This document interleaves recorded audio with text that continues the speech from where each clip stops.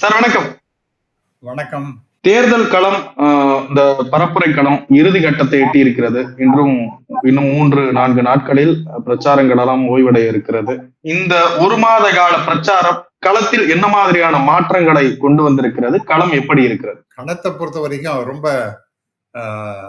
ரொம்ப சூடாகத்தான் இருக்கின்றது. நான் எதிர்பார்த்தது ஒன்று sir. Let me be very frank. அதாவது அதிமுக பல கூறுகளாக பிரிந்து போயின அப்படிங்கிற மாதிரி எல்லாருக்கும் தெரியும். ஒன்று அது உடஞ்சி போயாச்சு. சசிகலா அம்மையார் அவங்களும் ஒரு தனி கட்சி ஒன்று ஆரம்பிச்சிட்டாங்க. நான் என்ன நினைச்சேன்னா, அதிமுக ரொம்ப வீக்கன் ஆயிருக்கும், அந்த ஒர்க்கர்ஸ்லாம் ரொம்பவும் சோர்ந்து போயிருக்கின்றார்கள், அவங்க எங்கேயோ வேற ஏதோ கட்சிகள்லாம் போயிருப்பாங்க, அல்லது துவண்டு அவங்க வீட்டிலேயே உட்காந்துருப்பாங்க அப்படின்னு நினைச்சேன். அப்படி அல்லாமல் அந்த அதிமுக தொண்டர்கள் பழைய ஆட்கள் அப்படியே தான் இருக்காங்க. அதில் ஒன்றும் மாறுதல்களை நான் பார்க்கவே இல்லை. மிகப்பெரிய அளவிற்கு தே ஆர் வாக்கிங் டுகெதர். அந்த இரட்டை இலை அப்படிங்கிறத எடுத்து செல்வதில் ரொம்ப தீவிரமாக இருக்கின்றார்கள் என்பதை நான் பார்க்கிறோம். இது ஏன் நான் சொல்றேன்னா, திராவிட முன்னேற்ற கழகம் அவங்க ஒரு புறம் அவங்க மிகப்பெரிய தீவிரமான பிரச்சாரம் செய்கின்றார்கள். அது ஒரு கட்டுக்கோப்பான கட்சி. அந்த கட்சியில இருப்பவர்கள்லாம் மிக மகிழ்ச்சியோடு அந்த கட்சிக்காக வேலை செய்து கொண்டிருக்கின்றார்கள். அதில் பிளவு என்பதெல்லாம் ஒன்றும் கிடையாது. ஆனாலும் திமுகவை பொறுத்த வரைக்கும் அது ரொம்ப கட்டுக்கோப்பாக, நன்றாக, சிறப்பாக, வெல் ஆயில்டு என்ஜின் என்று சொல்வார்களே, அது போல மிக சிறப்பாகத்தான் செயல்பட்டு கொண்டிருக்கின்றார்கள். அதிமுக கொஞ்சம் கலகலந்து போயிருக்கும் என்று நினைத்தேன். அப்படி அல்ல. அவர்களும் தீவிரமாக இந்த தேர்தல் பணியை செய்து கொண்டிருக்கின்றார்கள் என்பதுதான் நான் பார்க்கின்றேன். அது ரொம்ப மகிழ்ச்சியான ஒரு சமாச்சாரமாக இருக்கின்றது. மூன்றாவதாக, எங்க போனாலும் கும்பல் இந்த தாவேகாவுடைய அந்த கட்சி தலைவர் திரு விஜய் அவர்கள், அவர் இப்போ போற இடங்கள்லாம் மிகப்பெரிய கும்பல் வருது. அந்த கும்பல் ஓட்டாக மாறுமா என்பது மிகப்பெரிய கேள்விக்குறி. ஆனால் ஒரு நிச்சயமாக ஒன்று தெரிகிறது, அவருக்கு ஒரு கணிசமான வாக்குகள் விழக்கூடும் என்பதுதான் எல்லாரும் சொல்லுகின்றது. நானும் அப்படித்தான் நம்புகின்றேன். ஒரு கணிசமான எண்ணிக்கை பர்சன்டேஜ் ஓட்ஸ் அவருக்கு போய் விழும். ஆனால் அவர் அந்த கட்சி ஜெயிக்கவில்லை என்றால் அதற்கு பிறகு அந்த கட்சி மிகப்பெரிய அளவிற்கு கலகலத்து போய்விடும் என்றும் நான் நம்புகின்றேன். அது அப்படியே தொடருமா என்று தெரியவில்லை. நான்காவதாக, எவ்வளவுதான் கஷ்டங்கள் வந்தாலும் சரி, நான் என்னுடைய பயணத்தை தொடர்வேன், என்னுடைய கொள்கைகளிலிருந்து சற்றும் வழுவ மாட்டேன் என்கின்ற வகையிலே செயல்பட்டு கொண்டிருப்பது என்பது திரு சீமான் அவர்கள். அவர் நான் நிச்சயமாக பாராட்டியாக வேண்டும். ஆனால் அவருடைய எடுத்து வைத்த காலை பின் வைக்காம, யாருடையும் கூட்டணி இல்லாம தன்னுடைய கொள்கைக்காக, சித்தாந்தத்துக்காக கடுமையாக உழைத்துக் கொண்டிருக்கின்றார். அடுத்தது முக்கியம் என்னன்னா, அவர் தமிழ் அப்படின்னு சொல்லும் பொழுது தமிழர்கள் அனைவரையும் ஒருங்கிணைத்து தான் செயல்படணும் அப்படிங்கிற ஒரு தீவிரமான சிந்தனையில் அவர் செயல்பட்டு கொண்டிருக்கின்றார். ஆகவே தமிழை தூக்கி பிடிக்க வேண்டும், தமிழர்களை தூக்கி பிடிக்க வேண்டும் அப்படிங்கிற அவருடைய அந்த சித்தாந்தம் என்பது நிச்சயமாக பலருக்கும் ஏற்புடையதாகத்தான் இருக்கும். ஆனால் அவர் வெற்றி பெறுவாரா அப்படின்னு சொல்ல தெரியல. ஆனால் அவருடைய தைரியத்தை பாராட்டணும். மற்ற எந்த கட்சியும், take the case of DMK, take the case of ADMK, take the case of BJP, ஒருத்தரும் கூட ஒரு பிராமணர்களுக்கு, ஈவன் காங்கிரஸ்லையும் கூட சரி, பிராமணர்களுக்கு ஒருத்தர் கூட ரெப்ரசன்டேஷன் கொடுக்கவே இல்லை. நின்று பார்க்கட்டுமே எலெக்ஷன்ல அப்படிங்கிற மாதிரி இருக்கணும். ஆனால் அதை ஒன்றும் கொடுக்காம எல்லாரையும் புறக்கணித்தார்கள். ஆனால் திரு சீமான் அவர்கள் 6 பேருக்கு கொடுத்து அந்த சமூகமும் நம்ம தமிழ் நாட்டை சேர்ந்தவர்கள் தான், தமிழர் தான் அப்படிங்கிறத ஓங்கி ஒலித்து கொண்டிருக்கின்றார் அப்படிங்கிறத நாம் பார்க்கின்றோம். ஆகவே அது அவங்களும் ஒரு கணிசமான எண்ணிக்கையை பெறக்கூடும் என்று நான் கருதுகின்றேன். ஆனால் இது 4 முனை போட்டி. யார் வெற்றி பெறுவார்கள் என்றால், இன்னைக்கு பொறுத்த வரைக்கும் டெஃபினட்டா டிஎம்கே ஹேஸ் கன்சிடபிள் எட்ஜ் அப்படின்னு தான் நான் பார்க்கின்றேன். கடும் போட்டி கிடையிலையா? ரொம்ப ரொம்ப கச்சிதமாவே ஜெயிச்சிருவாங்களா? ரொம்ப எளிதாகவே ஜெயிச்சிருவாங்களா? எளிதாக அப்படின்னு நம்ம சொல்ல முடியாது. டெஃபினட்டா. ஏன்னா இந்த தாவேகா என்கின்ற அந்த நியூ என்ட்ரன்ட் காரணமாக யாரோட ஓட்டு சிதற போகின்றது ஏடிஎம்கே ஓட்டும் நிறைய போகும், டிஎம்கே ஓட்டும் போகும், சீமான் ஓட்டும் போகும். அப்படி இருக்கும் பொழுது அந்த இந்த மாதிரி சிதறல்கள் இருக்கும் பொழுது அட்வான்டேஜ் டு டிஎம்கே, ஏன்னா ஆட்சியில் இருக்காங்க, அதனால அவர்களுக்கு அது ஒரு அட்வான்டேஜாக இருக்கும். ஆனால் இப்ப இருக்கக்கூடிய நிலைமை பார்த்தீர்கள் என்றால் நிச்சயமாக ஒரு கணிசமான எண்ணிக்கையில திராவிட முன்னேற்ற கழகம் ஒரு 150, அந்த கூட்டணி என்பது ஒரு 150 பேருக்காவது, குறைந்தது 180 அவர்கள் வெற்றி பெறுவார்கள் என்று நான் கருதுகிறேன். அதனால தனி பெரும்பான்மையும் திமுகவுக்கு கிடைக்கும். ஆனால் ஒரு 150 160 அந்த கூட்டணிக்கு கிடைக்கும் என்று நம்புகின்றேன். இப்படிதான் போக்கு இருப்பதாக எனக்கு தெரிகின்றது. இது எந்த அடிப்படையில திமுகவுக்கு மீண்டும் இந்த அளவுக்கான ஆதரவை மக்கள் கொடுக்க போறாங்கன்னு நினைக்கிறீங்க சார்? இல்ல, அதாவது காரணம் என்னன்னா, நிறைய நல்ல காரியங்களை செஞ்சிருக்காங்க சார். அதாவது அவங்களுடைய திட்டங்கள், அதை செயல்படுத்திய பாங்கு, இவைகளெல்லாம் நிச்சயமாக மக்கள்கிட்ட மிக சிறப்பாக சேர்ந்திருக்கின்ற 1000 ரூபாய் மாசம் மாசம் கொடுக்குறேன்னு சொன்னது, இனி எதிர்காலத்துல 2000 ரூபாய் அதை மாற்ற போகிறேன் என்று உரிமை தொகை என்ற பெயர்ல கொடுக்க போவது. மூன்றாவதாக இந்த பஸ் பயணம், இலவச பஸ் பயணம் பெண்களுக்கு. நான்காவதாக காலை உணவு திட்டம், அது பெண்களுக்கு மிகப்பெரிய அளவு, குடும்ப பெண்களுக்கு மிகப்பெரிய ஒரு வரப்பிரசாதமாக அந்த திட்டமானது அமைந்திருக்கின்றது. மாணவர்களுடைய ஹெல்த் ரொம்ப கண்டிஷன்ஸ் நன்றாக இம்ப்ரூவ் ஆகி அவர்கள் படிப்பிலே நாட்டம் இன்னும் அதிகமாக செலுத்துகின்ற வகையில அந்த திட்டப்பட்டிருக்கிறது. பலராலும் பாராட்டப்படுகின்ற ஒரு திட்டம். அடுத்தது மாணவர்களுக்கு படிக்கிறதுக்காக 1000 ரூபாய் மாசம் மாசம் கொடுக்குறேன்னு சொல்றது, கவர்மெண்ட் ஸ்கூல் சேர்ந்து முடிச்சுட்டு மேலே போய் படிக்கிறதுக்காக அப்படிங்கிறது. ஸோ அதே போல அதே பெண்களுக்கு மட்டுமல்ல, அது ஆண்களுக்குமாகவும் அது கொடுத்து கொண்டிருப்பது என்பது மிக சிறப்பான திட்டம். அடுத்தது நான் முதல்வன் என்கின்ற மிக அற்புதமான திட்டம். அது எம்ப்ளாயபிலிட்டி ஸ்கில்ஸை கன்சிடபிளாக இம்ப்ரூவ் பண்ணுகின்ற வகையிலே அந்த திட்டமானது அமைந்திருக்கின்றது. ஆகவே இது போல எத்தனையோ சொண்டு போன வீடு தேடி மருத்துவம் என்கின்ற ஒரு திட்டம், இப்படி பல்வேறு திட்டங்களை அவங்க அறிமுகப்படுத்தி இருக்கு, சிறப்பாக செயல்பட்டு கொண்டிருக்கின்றது. ஆகவே நிச்சயமா மக்கள் பல்வேறு திராவிட முன்னேற்ற கழகத்துக்கு முக்கியமா சில கெட்ட பெயர்கள்லாம் இருக்கின்றன. அதாவது ரொம்ப அடாவடித்தனமாக அவர்கள் பிஹேவ் பண்றாங்க அப்படிங்கிற மாதிரி ஒரு குற்றச்சாட்டு, ஊழல் நிறைய அவங்க செய்து கொண்டிருக்கின்றார்கள் என்கின்ற குற்றச்சாட்டு. அதே சமயத்துல இந்த மது போதை வஸ்துக்கள் புழக்கம் என்பது அதிகமாகி விட்டது என்கின்ற ஒரு கெட்ட பேரு இந்த மாதிரி எல்லாம் இருக்கு. இருந்தாலும் கூட இவைகளையும் தாண்டி இதெல்லாம் எல்லா ஆட்சியிலும் இருக்கத்தான் செய்யும். அதனால என்ன அவர்கள் செய்திருக்கின்றார்கள், என்ன செய்ய போகின்றார்கள் அப்படிங்கிறத பார்த்து மக்கள் அதை ஒரு தீர்க்கமாக ஆலோசித்து அவர்களுக்கு அதிகமாக ஓட்டினை செலுத்துவார்கள் என்று நான் நம்புகின்றேன். விஜய் அவர்கள் ஒரு எதிர்பார்க்கப்பட்ட ஒரு வேட்பாளராக, ஒரு கட்சியாக இந்த களத்திற்கு கொண்டு வந்தார். பெரிய அளவுல கூட்டம் சேர்ந்து விஜய் அவர்கள் அந்த கணிப்புகள் எல்லாம் ரொம்ப பின்தங்கி போறதுக்கான காரணம் சார், கூட்டம் என்பது வெற்றி அதுவே ஓட்டாக மாறுமா அப்படின்னு கேட்டீங்கன்னா அப்படிலாம் ஆகாது. அதே சமயத்துல விஜய்க்கு ஒன்றும் பர்சன்டேஜ் ஒன்றும் குறைவாக இல்லை, ஏதோ 16-17% வரப்போகின்றது என்று கணிப்புகள் முதல் முறையாக இருக்கும்பொழுது இவ்வளவுங்கிறது பெரிய எண்ணிக்கை தான். அதுல ஒன்றும் அந்த மாதிரி வந்ததுன்னா அதுல ஒன்றும் குறைவான எண்ணிக்கை எல்லாம் கிடையாது. ஆனால் அந்த கட்சி இந்த ஒரு one swallow does not make a summer என்பது போல இந்த தடவை ஏதோ ஒரு கொஞ்சம் ஓட்டெல்லாம் வாங்கிட்டாங்க, வெற்றியை பெற முடியவில்லை அவர்கள், ஆனால் கணிசமான எண்ணிக்கை ஓட்டு வாங்கியிருக்காங்க அப்படின்னு சொன்னா அது ஒரு அட்வான்டேஜாக அவருக்கு தற்காலிகமாக இருக்கும். அதற்கு பிறகு பாத்தீங்கன்னா அந்த கட்சி சிரஞ்சீவி கட்சி மாதிரி போயிடும் நான் நினைக்கிறேன். கணிசமான அளவுக்கு எம்எல்ஏ சீட்டுகளை பெற வாய்ப்பு இருக்கா? வெறும் பர்சன்டேஜ் மட்டும்தான் வாய்ப்பு இருக்கா? சீட்டும் ஏதாவது அங்க வருமா? சீட்டு வருவதற்கான வாய்ப்பு எனக்கு இருப்பதாக தெரியல. ஏன்னா அவங்க 30% அந்த மாதிரி வரணும், அதெல்லாம் வருவதற்கு 25% தான் வரணும், அதெல்லாம் வருவதற்கு வாய்ப்பு இல்லை.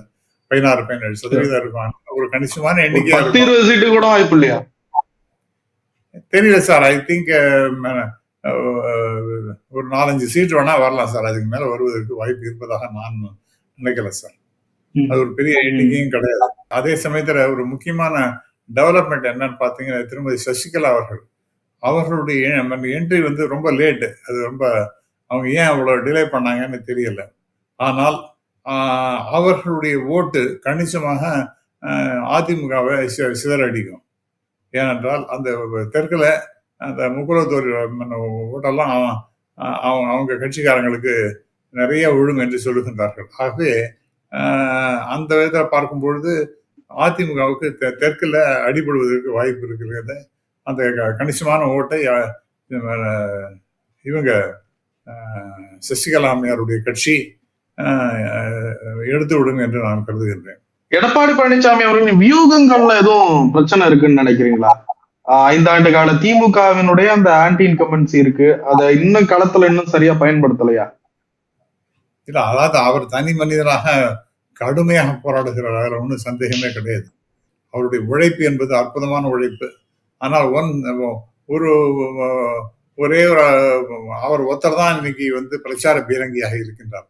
இங்க டிஎம்கே பாருங்க, டிஎம்கேல திரு ஸ்டாலின் அவர்கள் யாராருக்குன்னா மனசு கொஞ்சம் வேதனையாக வருத்தமாக இருக்கின்றது என்றால் அவங்கெல்லாம் கூட்டு பேசி அவங்களை சரி செய்து விட்டார். பெரும்பாலான பேர் யாருக்கெல்லாம் டிக்கெட் கிடைக்கலையோ அவங்களெல்லாம் நன்றாக பேசி அவர்களை தன் பக்கம் இழுத்து இந்த கட்சிக்கு வேலை செய்யும்படி பணித்து விட்டார் அப்படின்னு நான் கருதுகிறேன். அதே மாதிரி அவங்க கட்சியில சிறப்பாக பேசக்கூடியவர்கள் அப்படின்னு பார்த்தீங்கன்னா கனிமொழி மேடம் அவங்க ரொம்ப நல்லா தான் பேசுறாங்க, ஒன்றும் சந்தேகம் இல்லை. அதே போல கூட்டணி கட்சின்னு எடுத்துட்டீங்கன்னா ஏராளமானவர்கள் இருக்கின்றார்கள். அந்த திரு விசிகே தலைவர் திரு திருமாவளவன் அவர் பல இடங்களில் போய் பேசுகின்றார். பி சிதம்பரம் பேசுகின்றார். இந்த மாதிரி நிறைய ஸ்டால்வர்ட்ஸ் எல்லாம் நிறைய இடத்துல போய் பேசுகின்றார்கள். தேமுதிக தலைவர் அந்த அம்மையார் பல இடங்களில் போய் தீவிரமாக பிரச்சாரம் செய்கின்றார். இதெல்லாம் பெரிய அட்வான்டேஜ் டிஎம்கே. இது வெறும் ஸ்டாலினை மட்டும் சுற்றி இருப்பதாக நாம் பார்க்கக்கூடாது. மாறாக இதை பொறுத்த ஏடிஎம்கே பொறுத்த வரைக்கும் யார் பிரச்சாரம் பீரங்கின்னா அது திரு எடப்பாடி அவர்கள் தான். கோர்ஸ் அப்பப்ப பிஜேபி அவங்களுக்கு துணை நிற்பதாக பேசு. அவங்களுக்கெல்லாம் பெரிய மக்கள் செல்வாக்கெல்லாம் கிடையாது. ஆனால் திரு இவர் இருக்காரு, நம்முடைய பிரதமர், அவர் 3-4 தடவை வந்துட்டு போயிருக்காரு. அது சம் இம்பாக்டை கிரியேட் பண்ணலாம், அது நெகட்டிவாகவும் இருக்கலாம். அதே மாதிரி அமித்ஷா எல்லாம் வந்துட்டு போய் அந்த பியூஷ் கோயல் எல்லாம் பேசினாங்கன்னா அவங்கெல்லாம் யாருன்னு ஏதோ தெருவு நின்று வேடிக்கை பார்த்துக்குவாங்க ஒழிய ஒரு முக்கியத்துவம் எல்லாம் கொடுக்க மாட்டாங்க. இந்த மாதிரி தெரிந்தவர்கள், நன்றாக பரிச்சயமானவர்கள் இவர்கள் பேசுவதுதான் மக்களிடம் மிகப்பெரிய அளவுக்கு எடுபடும். அந்த விதத்துல திரு இபிஎஸ் அவருடைய பேச்சு எடுபடுகின்றது. மற்றவர் அவங்களுடைய கூட்டணி கட்சிக்காரர்கள் பேசுவதெல்லாம் ஒன்றும் எடுபடலை என்றுதான் நான் கருதுகிறேன். இந்த டீலிமிட்டேஷன் அந்த மசோதா நாடாளுமன்றத்தில் வந்திருக்கிறது, அது தொடர்பாக விவாதம்லாம் நடந்திருக்கிறது. பிரதமர் மோடி அவர்கள் யாருக்கும் ஓரவஞ்சனை செய்யப்படாது, நான் தமிழ்ல கூட என்ன சொல்றேன், அப்படி செய்யவே மாட்டோம், செய்யப்படாது அப்படின்னு உறுதியா சொல்றாரு. எப்படி பாக்குறீங்க சார்? திரு மோடி அவர்கள் பேசினாருன்னா அவர் கான்ஸ்டிடியூஷன் அமெண்ட்மெண்ட்டை கொண்டு அதை பாஸ் பண்ணிட்டாரா? நான் கேட்கிறேன். அவருடைய உறுதிமொழியெல்லாம் நாம் நம்பணும் அப்படின்னு சொன்னால் நம்ம திரு ஸ்டாலின் அவர்கள் பல மாநில தலைவர்கள்லாம் கூப்பிட்டு பேசி இதுல இருக்கக்கூடிய தீமைகள், இதுல இருக்கக்கூடிய டேஞ்சர்ஸ், இதெல்லாம் பத்தி ஒன்றிய அரசு கூப்பிட்டு எல்லாரையும் பேசணும். அதற்கு பிறகு ஒரு ஒருமித்த கருத்துக்கு பிறகுதான் இந்த மசோதா என்பது வர வேண்டும் என்று சொன்னால் அதை தான் காதல போட்டாங்களா? இதுல பார்லிமெண்ட்ல உட்காந்து அதெல்லாம் கவலைப்படாதீங்க, இப்ப இருக்கிறத விட உங்களுக்கு நிறைய நம்பரை கொடுக்குறோம்னு சொன்னா அதெல்லாம் ஏத்துக்க மாட்டாங்க சார். மக்கள்லாம் ஏத்துக்க மாட்டாங்க. அண்ட் டெஃபினட்டா டேஞ்சர்ஸ் இருக்கு. இப்ப என்ன எப்படி இதான் குயுக்தியான சட்டமாக அதை கொண்டு வர்றார்கள். 3 முக்கியமானது என்னன்னு பாத்தீங்கன்னா கான்ஸ்டிடியூஷன் அமெண்ட்மெண்ட், அந்த நம்பர் அது இந்த மாதிரி ஒரு அமெண்ட்மெண்ட் கொண்டு வரும். 2/3 மெஜாரிட்டி வேணும் அதுக்கு அப்படிங்கிற மாதிரி. 2வது பாத்தீங்கன்னா 815 ஸ்டேட்ல இருந்து 35 யூனியன் டெரிட்டரியில இருந்து 850. இது என்ன பேசிஸ்ல இப்ப 543 இருக்கு. அந்த என்ன பேசிஸ் திடீர்னு ஒர்க் அவுட் பண்ணாங்களாம்? யாருக்கு ஏதாவது தெரியுமா? யாருக்கும் தெரியாது. ஏதோ நம்பர் அதை 850 அப்படின்னு ஒரு நம்பரை கொண்டு வரணும். அடுத்தது 3ஆக பார்த்துட்டீங்கன்னா அந்த பெண்களுக்கு ரிசர்வேஷன். அந்த பெண்களுக்கு ரிசர்வேஷன் யாரும் எதிர்த்தாங்க? யாரு சார் எதிர்த்தாங்க? அதை உத்தரவு இல்லை. இப்ப ஆசிட்டிஸ் ரொம்ப அவசியமா நீங்க கொண்டு வரணும்னு சொன்னா எல்லா கட்சிகளும் அதுக்கு விருப்பமாக இருக்கின்றார்கள். இன்னைக்கு நம்ம பாராளுமன்றத்தில் இருக்கக்கூடிய நம்பர் எண்ணிக்கை படி 543 இருக்கு. அதுல 1/3 நீங்க கொண்டு வாங்க, இம்மீடியட்டாவே கொண்டு வாங்க. வரக்கூடிய 2029 தேர்தலில் கூட நீங்க பெண்களுக்கு 33% ரிசர்வேஷன் கொடுக்கலாமே. அதுக்கு ABCD அப்படின்னு சொல்லிட்டு ஒரு இந்தந்த தொகுதிகளில் பெண்கள் இருப்பார்கள்.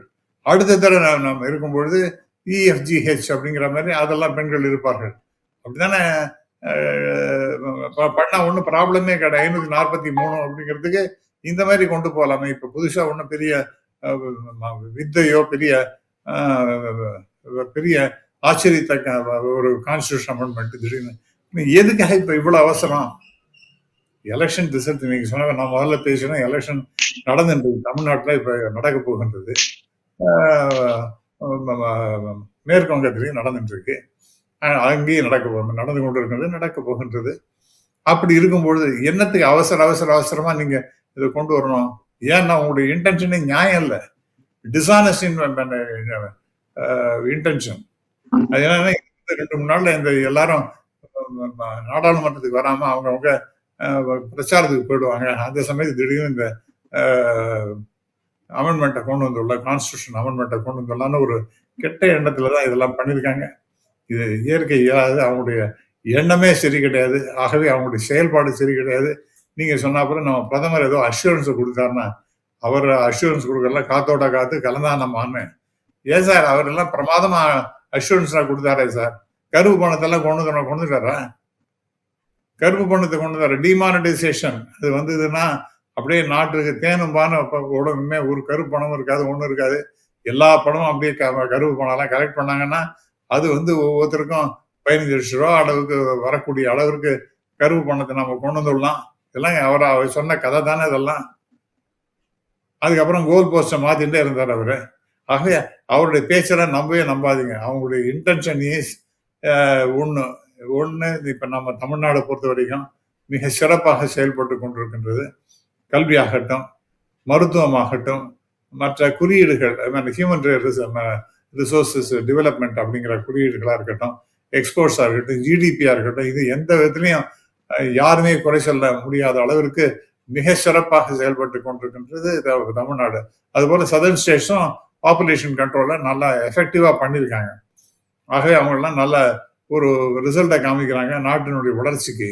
ஆனா நார்த்தை பாருங்க, அவங்க இஷ்டத்துக்கு முன்னாடி இருந்ததை விட நம்ம 2017 கம்பேர் பண்ணும்போது 150, 200, 300% பாப்புலேஷன் அதிகமா போயிருக்கு. ஆகவே பாப்புலேஷன் அதிகமாக இருக்கக்கூடிய ஸ்டேட்ஸுக்கு நிறைய நம்ம சீட்டை கொடுக்கணும் அப்படிங்கிறதுக்கு அவங்க கடுமையாக முயற்சி செய்து கொண்டிருக்காங்க. அதனால என்ன அப்படின்னு பாத்தீங்கன்னா, ஒண்ணு அவங்க எல்லா அரசியல் கண்ட்ரோல், பொலிட்டிக்கல் பவர் அதை தான் கையில வச்சுக்கணும். அது என்ன ரொம்ப ஈஸி. நார்த் அதுவும் குறிப்பாக ஹிந்தி பெல்ட்ல நீங்க நிறைய இன்க்ரீஸ் பண்ணிட்டீங்கன்னா வெரி யூஸ்ஃபுல் ஃபார் தம். அப்ப சதர்ன் ஸ்டேட்ல என்ன நம்பர் வந்தாலும் பேருக்கு தான் நம்பர் எம்பி ஆக்கலாம் மொழிய அவனுக்கு நீ போடா, நீ நாங்க பாத்துக்கிறோம், நாங்க நார்த்ல இருக்கிற எம்பி வச்சுட்டு நாங்க ஆட்சி அமைச்சிருவோம், அப்புறம் நாங்க பாஸ் பண்ண வேண்டிய பில்லெல்லாம் பாஸ் பண்ணிடுவோம் அப்படிங்கிற மாதிரி. ரெண்டாவது ரிசோர்சஸ், இங்க நம்ம கொடுக்க வேண்டிய பணத்தை நம்ம கொடுக்க மாட்டோம்னு இப்பயே பேசிட்டு இருக்கோம். அதெல்லாம் கொண்டு போய் நார்த்துக்கு கொண்டு போய் கொடுக்குறது.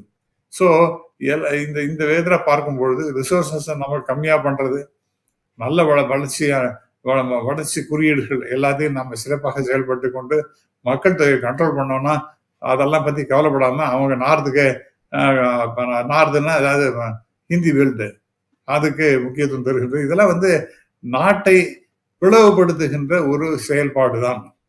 அது அவங்களுடைய தெளிவான அஜெண்டா தான் ஒர்க் பண்ணிட்டு இருக்காங்க அவங்க. அதனால இது தேச விரோதமான ஒரு செயல்பாடு. இது நல்லதுக்கு போய் நிறைய குட்டி போடலாம், முட்டை இடுறது நல்லது இல்லை. எங்க பகுதியெல்லாம் சொல்லுவாங்க, தஞ்சாவூர் சைட்லாம் நரி முட்டை போடணும், முட்டை போட்டதுன்னா அது நல்லது இல்லை, குட்டி தான் போடணும். அது மாதிரி இது குட்டி போடுறதுக்கு பதிலாக முட்டையை போட்டுருக்கு. இது வந்து டேஞ்சரஸான இஷ்யூ. அதோட நாம பாப்புலேஷன், அதுனா என்ன பாப்புலேஷன், சென்சஸோட கனெக்ட் பண்ணினா பாப்புலேஷன். அந்த சென்சஸ் என்ன டிசைட் பண்றது, அது வந்து வெறும் இதெல்லாம் கான்ஸ்டியூஷன் அமெண்ட்மெண்ட்னா ஒன்றும் கிடையாது. எந்த சென்சஸ் தோணுது அவங்களுக்கு போனா 1991 எடுத்துக்கலாம், 1971 எடுத்துக்கலாம். இதெல்லாம் அவங்களுக்கு வேணுங்கிற எது சௌரியமோ அதை எடுத்துக்கலாம். திடீர்னு நம்பரை இன்க்ரீஸ் பண்ணிக்கலாம். இந்த சென்சஸ், இந்த பாப்புலேஷன் இதுக்கு இவ்வளவுதான் அப்படின்னு சொல்லிட்டு அவங்க வந்து பின்னாடி இன்க்ரீஸ் பண்ண திரு பி. சிதம்பரம் அவர்கள் ரொம்ப தெளிவாக அந்த கவலையை தெரிவிச்சிருக்கார். முதல்ல ஏத்துற மாதிரி ஏற்றுவாங்க, அப்புறம் டக்குன்னு இறக்கி விட்டுறாங்க. அதெல்லாம் கேள்வி எல்லாம் கேட்க முடியாது, அந்த மாதிரி எல்லாம் போயிட்டு இருக்குன்னு. ஆகவே இது வந்து வெரி வெரி டேஞ்சரஸ். ரொம்ப மிக மகிழ்ச்சி, இன்னைக்கு பாராளுமன்றத்தில் திருமதி கனிமொழி அவர்கள் பேசிய பேச்சு மிக மிக சிறப்பானது. எல்லா பாயிண்ட்ஸையும் ரொம்ப அழகாக கவர் பண்ணி ரொம்ப பேசுறாங்க. அவங்க கட்சிக்காரங்க எல்லாருமே பேசிட்டு இருக்காங்க. இருந்தாலும் இன்னைக்கு அவங்களுடைய பேச்சு என்பது ரொம்ப சிறப்பாக இருந்தது என்று சொல்ல வேண்டும். எல்லா விஷயத்தையும் ரொம்ப கிறிஸ்பாக அவங்க எடுத்து சொல்லி இருப்பதாக தான் நினைக்கிறேன். அதனால இது வந்து we must oppose this move of the government of India tooth and nail.